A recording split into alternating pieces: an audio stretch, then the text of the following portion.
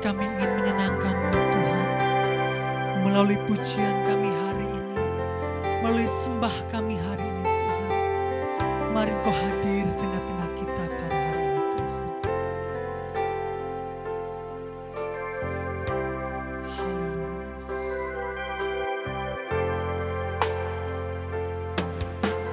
Tuhan, ku mau menyenangkan-Mu.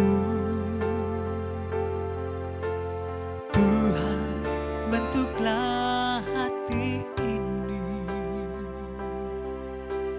jadi bejana untuk hormat-Mu. Cemerlang bagai emas murni.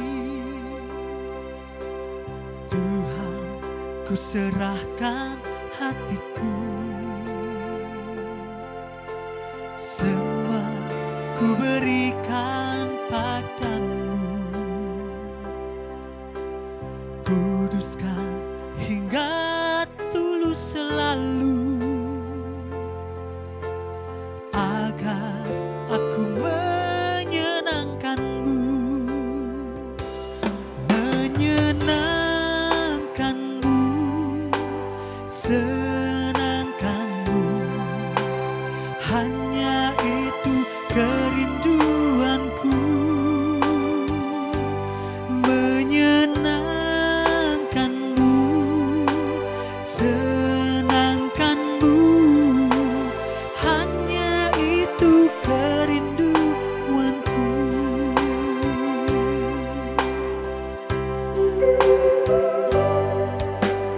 Tuhan, ku mau menyenangkan-Mu. Tuhan, bentuklah hati ini jadi bejana untuk hormat-Mu. Cemerlang bagai emas murni. Tuhan, ku serahkan hatiku. Semua ku berikan padamu. Kuduskan hingga tulus selalu, agar aku menyenangkan-Mu. Menyenangkan-Mu, senangkan-Mu. Hanya itu kerinduanku. Menyenangkan-Mu, senangkan-Mu. Hanya itu kerinduanku.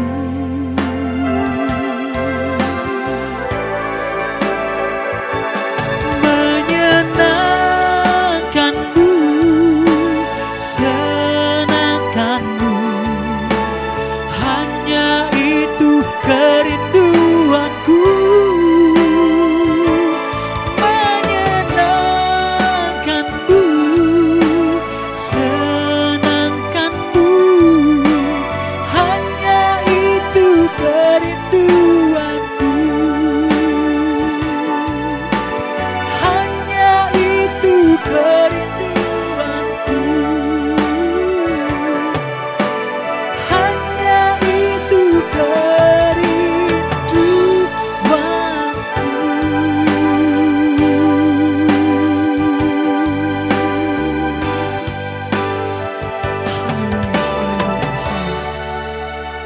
Puji nama Tuhan. Mari Bapak Ibu sedang jemaat yang terkasih, mari kita bersama-sama saat ini mau mendengarkan kebenaran firman Tuhan yang akan disampaikan oleh hambanya, Bapak Pendeta Doni Tatimu. Waktu dan tempat saya persilakan. Haleluya. Ya, mari sama-sama kita satu dalam doa. Mari kita berdoa. Bapa kami dalam surga, dalam nama Tuhan Yesus, terima kasih buat satu kemurahan yang Engkau berikan kepada kami, bahwa kalau kami masih bisa ada sebagaimana kami ada hari ini, semua karena anugerah Tuhan.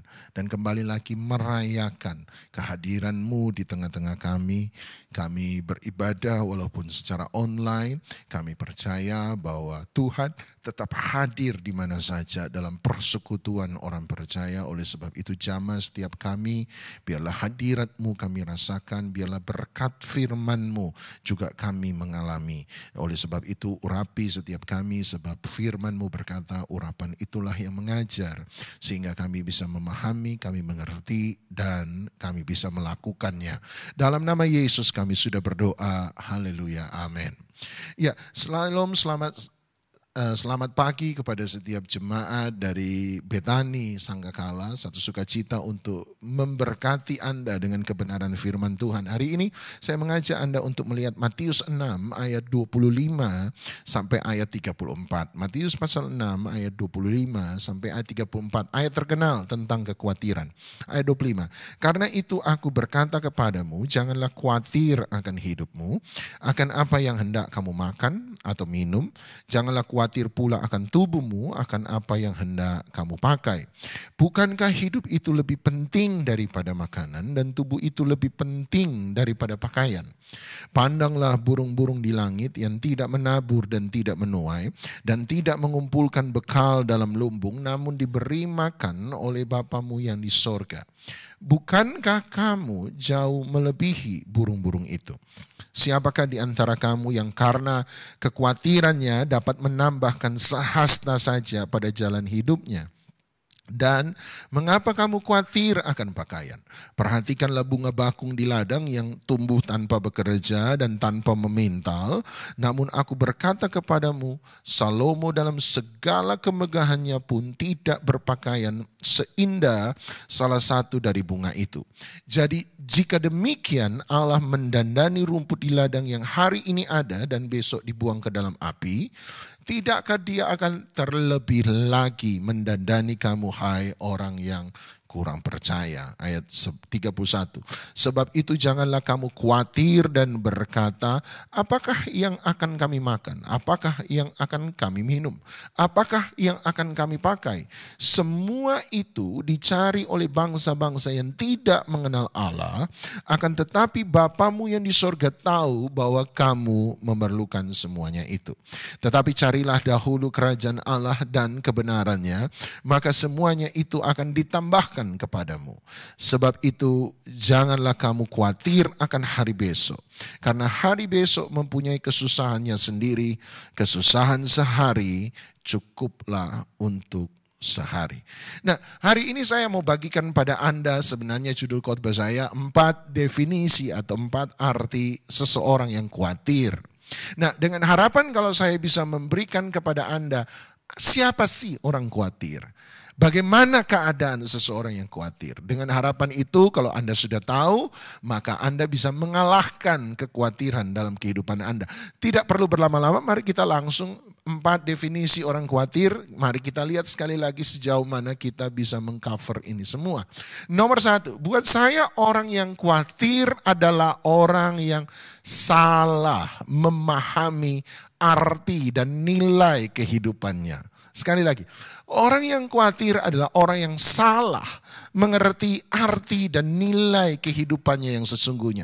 Anda perhatikan tadi berkali-kali Tuhan Yesus ketika bicara soal kekhawatiran, berkali-kali Tuhan Yesus berkata, bukankah kamu lebih daripada semua itu? Berkali-kali Dia menggunakan kata lebih. Bukankah tubuhmu lebih penting daripada pakaian? Bukankah tubuhmu lebih penting daripada makanan? Bukankah kamu lebih daripada burung-burung di udara? Bukankah kamu lebih penting daripada bunga bakung di ladang? Berkali-kali Dia berkata, hidupmu lebih, hidupmu lebih, hidupmu lebih, hidupmu lebih. Kenapa Dia mengingatkan mereka berkali-kali hidupmu lebih? Sederhana, sebab orang yang khawatir adalah orang yang salah memaknai, memahami arti dan nilai kehidupannya yang sesungguhnya. Orang yang khawatir begini, orang yang khawatir adalah orang yang berpikir bahwa hidupnya barulah berharga kalau baju yang dia pakai adalah merek yang mahal. Seseorang yang khawatir adalah orang yang berpikir bahwa hidupnya ini bernilai kalau dia bisa makan di restoran yang mewah dan mahal. Orang yang khawatir adalah orang yang berpikir, oh hidup ini baru bernilai, hidup ini baru berarti, hidup ini baru jadi hidup.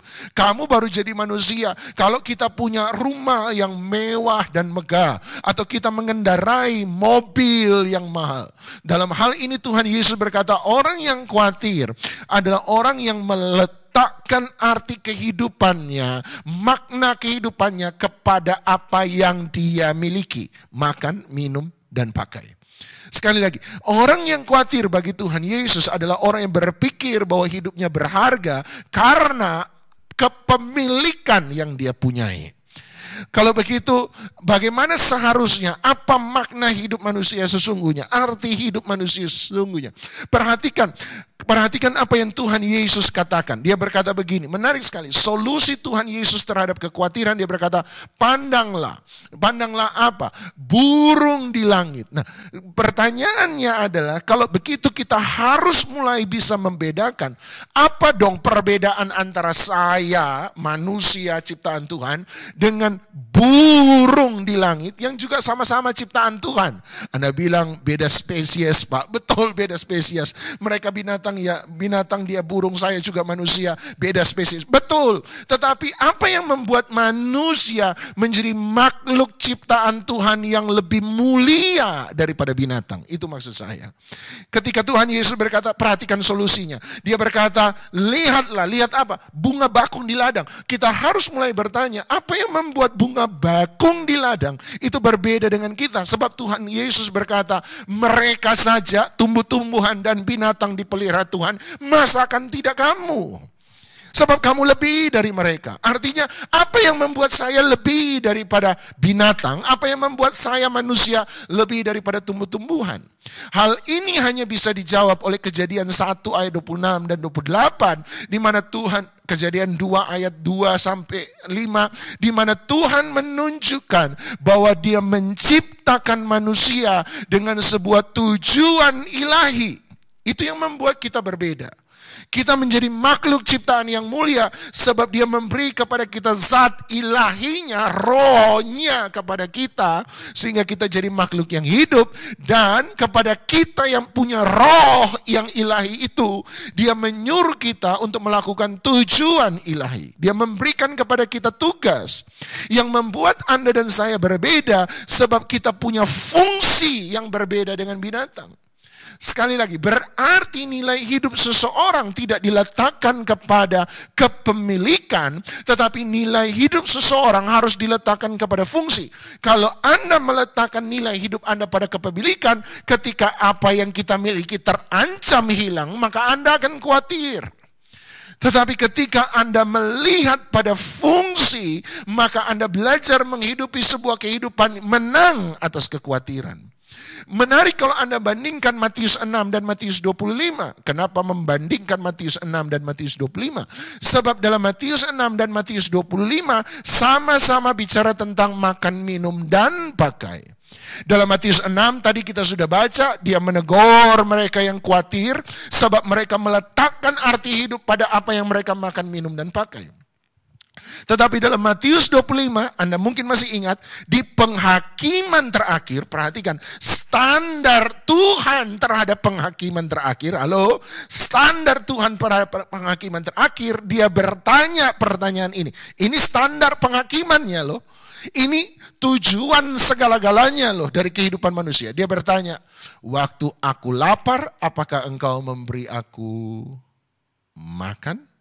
Waktu aku haus, apakah engkau memberi aku minum? Waktu aku telanjang, apakah engkau memberi aku pakaian? Kemudian dia tambahkan, waktu aku sakit dan di dalam penjara, apakah engkau mengunjungi aku? Matius 6, Dia menegur mereka yang meletakkan arti hidupnya mereka pada makan, minum, dan pakai. Tapi Matius 25, Dia memuji mereka yang berfungsi, sebab ketika ada orang lapar, mereka beri makan. Ketika ada orang haus, mereka beri minum. Ketika ada orang telanjang, mereka memberi pakaian. Fungsi. Saya Saya tidak bicara soal pekerjaan sebab ada banyak orang bekerja tetapi tidak berfungsi. Saya tidak bicara soal kekayaan sebab ada banyak orang kaya tetapi tidak berfungsi. Saya tidak bicara soal profesi sebab ada orang punya profesi tetapi tidak berfungsi. Saya bicara tentang fungsi.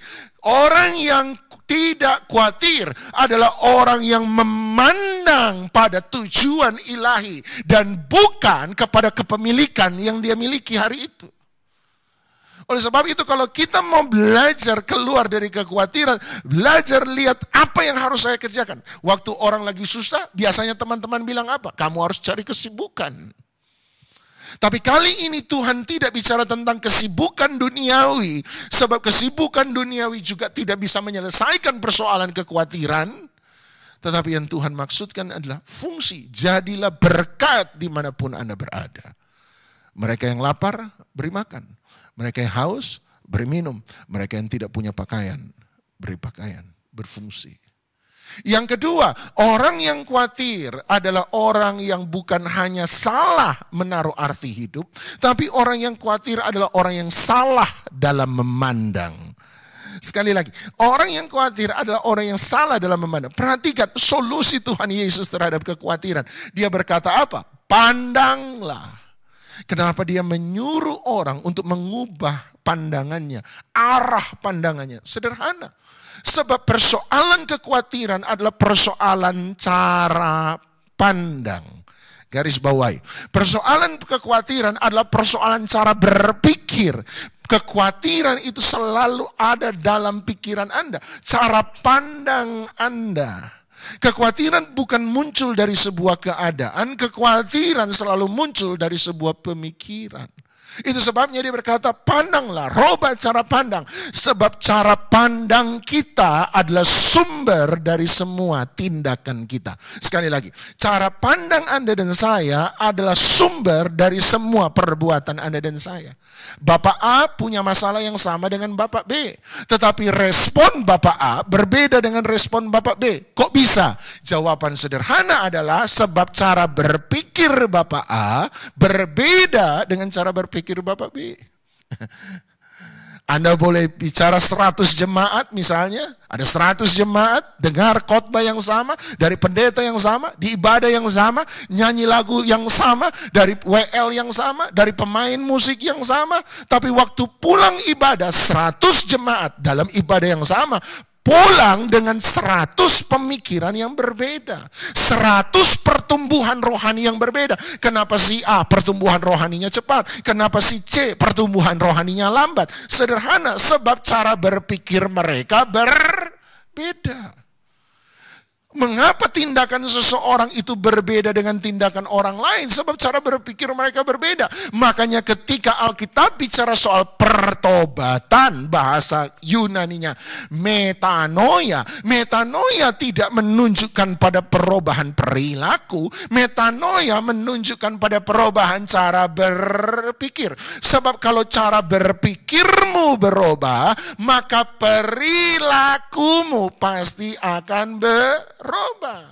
Kenapa ada banyak jemaat tidak berubah? Sederhana, sebab dengar firman tetapi tidak pernah mengubah cara berpikir. Di mulut bisa bilang amin, amin, amin, amin, amin, tapi di hati sebenarnya tidak berkata demikian. Di mulut bisa bilang amin, amin, amin, amin, tapi di pikiran tetap mikir si mina, mina, mina, mina. Makanya selingkuh jalan terus, biarpun pendeta udah berapa kali berkata jangan selingkuh. Tapi Anda jalan terus, kenapa? Sebab Anda mendengar tetapi Anda tidak membiarkan apa yang Anda dengar mengubah cara berpikir Anda. Satu kali saya ketemu seorang bapak, orang Kristen, saya tanya pada sang bapak itu, iseng-iseng saya tanya, Pak, menurut Anda apakah Alkitab adalah jawaban atas semua masalah? Dia bilang, oh amin Pak, haleluya, puji Tuhan, Alkitab adalah jawaban atas semua masalah. Saya kemudian tanya balik pada dia. Saya tanya, Pak, kalau Bapak percaya bahwa Alkitab adalah jawaban atas semua masalah, tolong saya tanya satu hal. Kalau begitu, kalau saya punya utang 50 juta, saya baca Alkitab 50 pasal, maka utang saya 50 juta langsung lunas secara ajaib. Dia diam sebentar, dia garuk kepala karena dia pengusaha. Dia bilang, ya enggak begitu juga sih Pak. Saya bilang sama dia, oh kurang banyak mungkin Pak ya. Saya punya utang 50 juta, saya baca Alkitab dari Kejadian sampai Maliaki. Selesai Maliaki, utang saya 50 juta langsung lunas. Secara ajaib. Dia garuk kepala tambah lama, dia berkata enggak begitu juga Pak. Saya bilang, Pak, kalau begitu kenapa Bapak berkata bahwa Alkitab adalah jawaban atas semua masalah, sementara masalah utang saja nggak bisa diselesaikan dengan baca Alkitab. Dia diam, dia mikir, kemudian dia beri satu jawaban yang buat saya paling tepat hari itu. Jawabannya begini, menurut Bapak kalau begitu bagaimana? Jawablah saya, Pak, saya percaya bahwa Alkitab adalah jawaban atas semua masalah. Tapi saya percaya Alkitab menjadi jawaban atas semua masalah bukan karena Alkitab mengubah keadaan seseorang. Alkitab menjadi jawaban atas semua masalah sebab Alkitab nomor satu mengubah cara berpikir seseorang. Mereka yang tadinya putus asa, baca Alkitab sekarang menemukan pengharapan dalam Yesus Kristus. Yang dirubah adalah cara berpikir. Sehingga dia bangkit dari keputusasaannya. Tadi mereka pikir bahwa kalau nipu, kalau nyolong, kalau nyuri bisa menyelesaikan masalah ekonomi saya. Tapi waktu baca Alkitab dia belajar bahwa ternyata Tuhan lebih memberkati orang dalam kekudusan daripada setan membuat orang kaya dalam dosa. Oleh sebab itu dia mulai mengubah cara bekerjanya menjadi benar. Yang dirubah bukan keadaannya, yang dirubah cara berpikirnya, sebab catat baik-baik, perubahan cara berpikir adalah permulaan dari perubahan sebuah keadaan. Perubahan cara berpikir adalah permulaan, syarat mutlak terjadinya perubahan sebuah keadaan. Kalau Anda mau keadaan berubah, maka keadaan dalam hidup Anda berubah, maka nomor satu yang harus Anda rubah lebih dahulu adalah cara berpikir Anda. Coba Anda baca cerita tentang anak terhilang. Kapan anak bungsu berpindah dari gelimang kehidupan yang sulit, berpindah kembali ke rumah Bapa? Kapan? Baca baik-baik. Ketika Alkitab berkata, maka sadarlah dia. Bahasa Inggris ada satu terjemahan bagus, and he come to his senses. Maka dia kembali pada cara berpikirnya yang benar. Berarti selama ini cara berpikir anak bungsu itu nggak benar. Makanya dia makin terpuruk, makin terpuruk, makin terpuruk, makin terpuruk, makin terpuruk, makin terpuruk. Berpikir bahwa warisan akan buat dia kaya. Hanya sementara dia kaya, tetapi ketika dia tidak punya kemampuan untuk mengolah warisan, tidak peduli berapa banyak warisan yang kamu dapat, tetap akan habis. Setuju?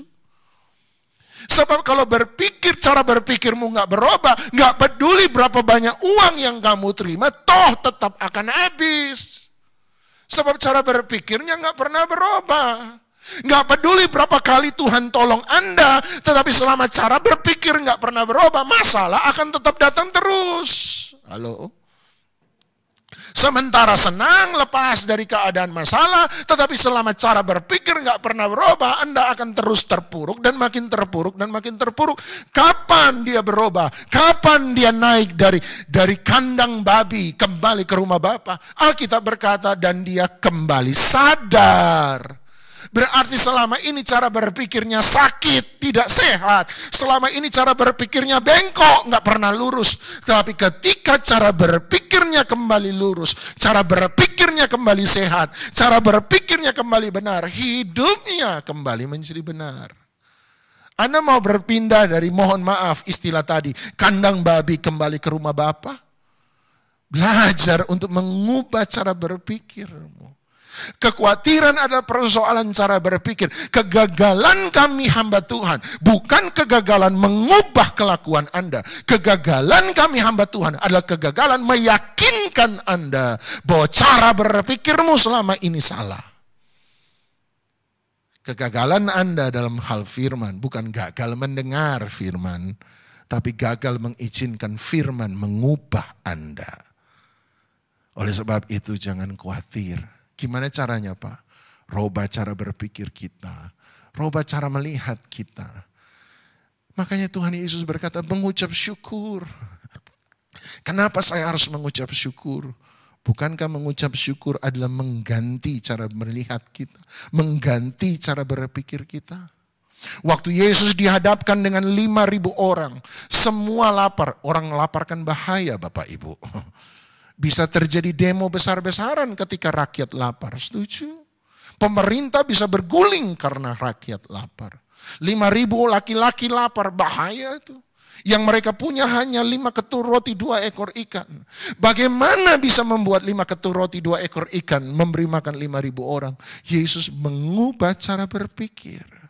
Murid-murid berpendapat uang sekian ratus dinar tidak bisa memberi mereka makan. Toh kalau bisa buat mereka makan, beli di mana? Cara berpikir mereka salah. Tiba-tiba Yesus ambil 5 ketur roti 2 ekor ikan. Ini gak ada nilainya, ini gak ada harganya. Ini sesuatu yang kecil. Tapi dia ambil apa yang kecil. Perhatikan baik-baik, Yohanes katakan. Dia menengadahkan kepalanya ke atas Yesus dan mengucap syukur.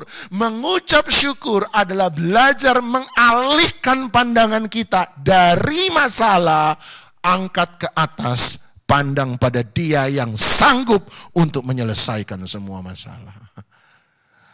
Buat Anda kecil, tapi kalau Anda dan saya alihkan pandangan kita bukan pada masalah. Masalahmu lebih besar dari apa yang engkau miliki hari itu. Tapi kalau engkau pandang Yesus, engkau akan tahu satu hal. Kalau Yesus jadi milikmu, Dia jauh lebih besar daripada semua masalah. Mengucap syukur adalah belajar mengalihkan pandangan kita. Daripada Anda bersungut-sungut, alihkan pandanganmu pada Yesus. Tapi saya nggak punya banyak, Pak. Bukankah itu yang mau diajarkan? Apa yang Anda miliki tidak pernah menentukan besarnya mujizat dalam hidup Anda. Anda punya milik sedikit, serahkanlah di tangan Tuhan yang besar. Maka Dia tetap sanggup melakukan perkara-perkara besar. Satu kali Anda masih ingat janda di zaman Elia? Elia tanya, apa yang kamu miliki? Cuma segenggam tepung, sedikit minyak. Aku akan buat ini jadi roti. Setelah itu aku dan anakku akan makan dan kami akan mati. Tiba-tiba Elia berkata, serahkan yang sedikit itu lebih dulu pada Tuhan. Serahkan yang kecil. Tapi apa artinya kecil? Bagi kamu itu tidak berarti. Tapi Tuhan tetap sanggup melakukan perkara-perkara yang besar dari hal-hal yang kecil. Itulah mengucap syukur. Engkau tidak punya banyak. Tapi selama engkau punya Yesus, engkau punya segala-galanya. Arahkan pandanganmu hari ini ke atas. Kalau dokter nggak bisa tolong, kalau orang kaya sudah nggak bisa tolong, kalau tetangga sudah nggak bisa tolong, kalau kerabat keluarga sudah nggak bisa tolong, saya mau bilang masih ada satu yang tetap sanggup untuk menolong. Arahkan pandanganmu, pengharapanmu dari manusia, arahkan kepada pengharapanmu di dalam Tuhan. Dia sanggup untuk menolong. Jangan khawatir. Tuhan memberkati. Mari sama-sama kita satu dalam doa. Bapa dalam surga, kami mengangkat kepala kami, mata rohani kami arahkan kepada Engkau. Engkaulah sumber segala-galanya. Engkaulah pemelihara dalam kehidupan kami. Dalam Matius 6 ayat 32 berkata, bukankah Engkau Bapa yang mengetahui segala sesuatu yang kami butuhkan. Sungguh Engkau bukan hanya Allah yang hidup, Engkau Bapa yang baik bagi kami. Terima kasih, biarlah mata rohani kami terpandang pada Engkau, hanya Engkau dan hanya Engkau. Pada tujuanmu dan bukan tujuan kami. Pada kerinduanmu dan bukan hanya pada kerinduan kami. Pada persoalan besarmu dan bukan pada masalah kecil kami. Biarlah kami berfungsi dalam hidup ini menjadi berkat, sekalipun seringkali tidak ada dasar untuk menjadi berkat. Kami tidak punya banyak, tapi kami tetap belajar menjadi berkat dimanapun kami berada. Dan kami tahu satu hal, kami dipelihara oleh Bapa Surgawi kami. Terima kasih, memberkati semua jemaat Betani Sangkakala. Dalam nama Tuhan Yesus Kristus, kamu diberkati Tuhan. Hidupmu lebih daripada semua itu. Dalam nama Tuhan Yesus Kristus kami sudah berdoa. Haleluya. Amin. Terima kasih, Tuhan memberkati. Mari kita buka kedua tangan kita. Bapa, sempurnakanlah ibadah kami. Berikan kepada kami kemampuan untuk merenungkan firman-Mu tadi ya Bapa.